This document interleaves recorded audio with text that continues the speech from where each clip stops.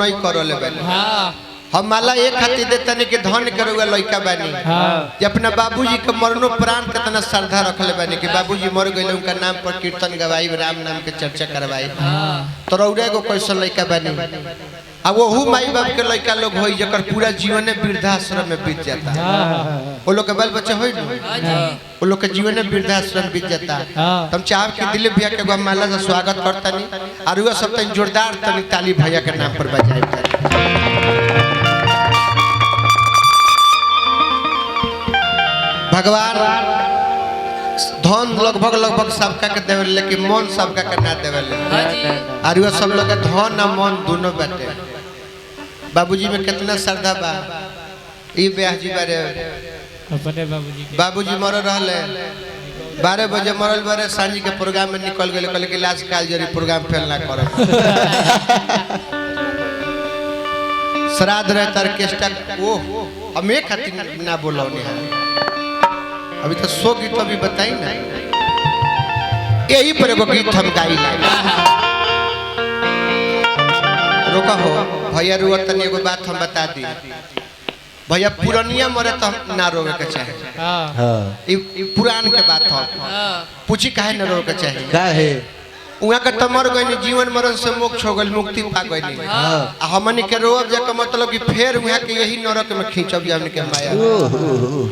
तो रोवे के नहीं के दुनिया के यह नियम आई हम सुनावे खातिर के बोलौनी आवा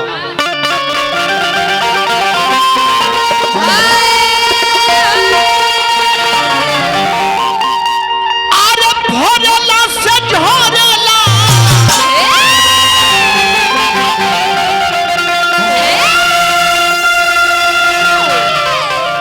अरे बड़े से बुताला धर्मशाला हो दुनिया यहाँ केहू के स्थायी जगह नहीं है कि धर्मशाला हो दुनिया आ केहू आवेला रे केहू जाला धर्मशाला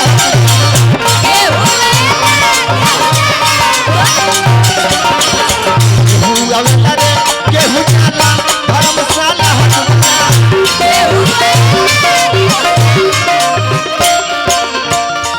बेंजिया उठा दो मजाक मत करो उठावा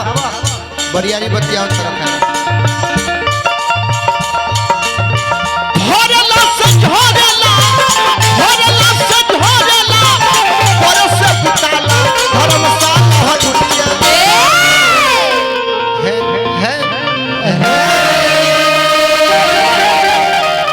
कि धर्मशाला हो दुनिया आ केहू आवेला रे केहू जाला धर्मशाला हो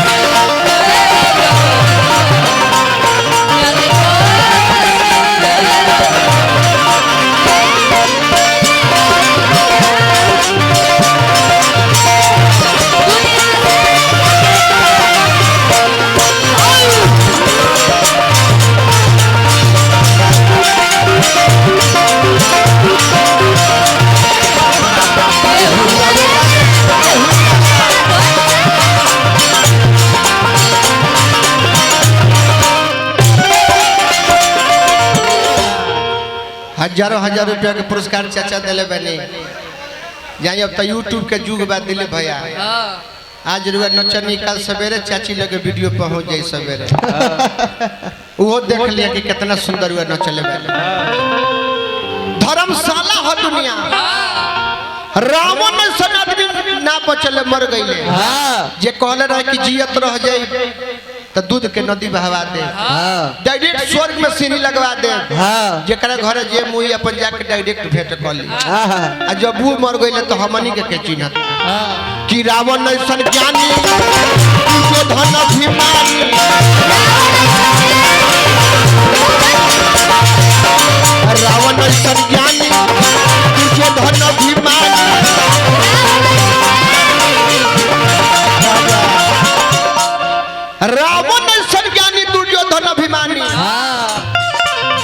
ऐसन सानी और ऐसन दानी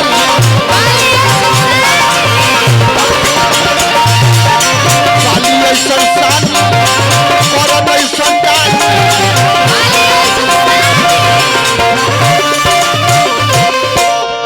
अरे उनकर तो होनिया नहीं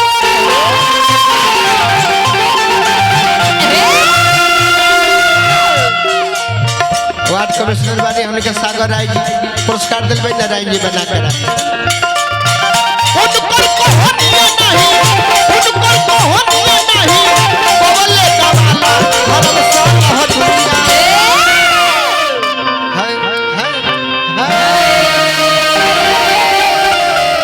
कि धर्म साला दुनिया अरे केहू आवेला रे केहू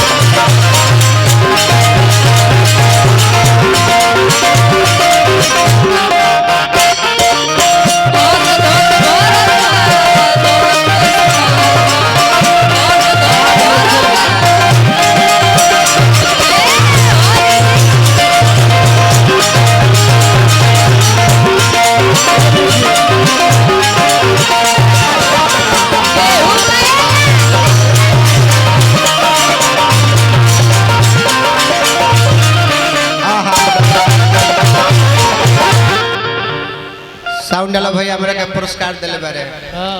साउंड निमन बजाए ना होला साउंड बजावे वाला निमन बजाए होला ता लगे तनी दिमाग रही साउंड एक बेर सीटी ना मारे कैसे ना मारे पूछो कैसे कैसे कुछ ज्ञान ले लो हां जब बुझाओ कि साउंड हमार बाउर बजता चाहे सीटी मारता हां पट से ब्यास के 100 से ले जाके दे दो हां एक खाली ब्यास ना कहे कि तार माइक साउंड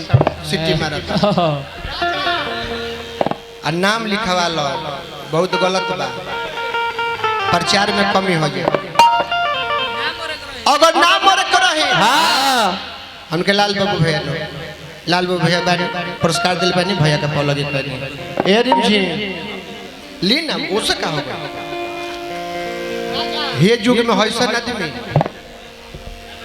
ई कलाकार है कलाकार का में पैसा दे में कौन अगर नाम मरे रहे हां तो दशरथ जी के नाम मरे के चाहे चाची पुरस्कार दिले बानी पौलगी कहनी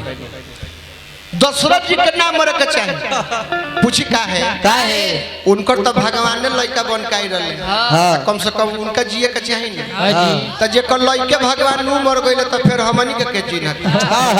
कि राजा धीराज महाराज दशरथ जी राजा धीराज महाराज दशरथ राजा धीराज महाराज दशरथ जी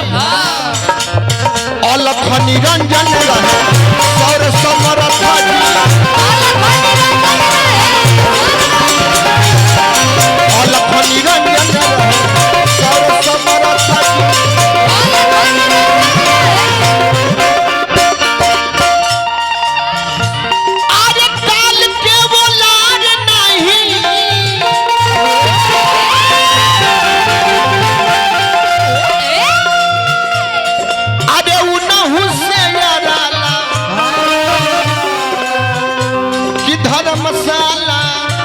दुनिया काल के वो लाल नहीं उनहु से याराला धर्मशाला हो दुनिया